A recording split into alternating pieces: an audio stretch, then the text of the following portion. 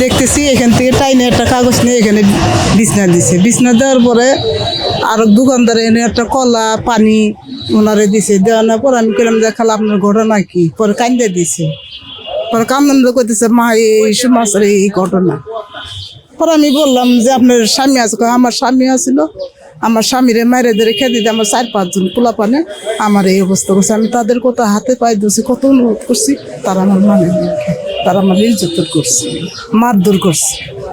এরা কয়েকজন মিলে দর্শন করতে, 5-7 জন দর্শন করতে ঘর থেকে নিয়ে গেছে, তারপর ওই ভাঙ্গা ঘরটার মধ্যে নিয়েছে।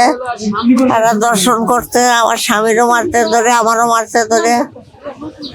আপনি কই থেকে আসছেন, বাসা কোথায় আপনার? ফজলুল্লাহ।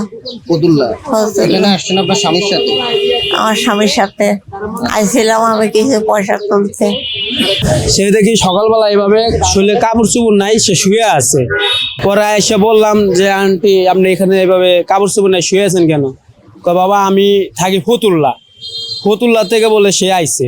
পরে আমি নিজের চোখে শরম রাইখা মনে করেন তার কাপড় চুপড় ঠিক করে দিছি।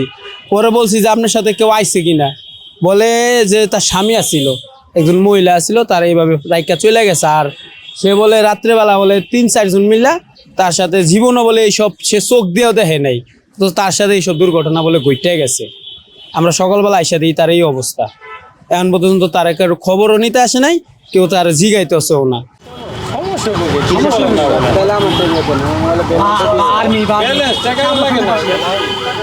বাবা আমার দেয় আমরা বলে দোকানদার আপনার চেহারা দেখানো হবে না।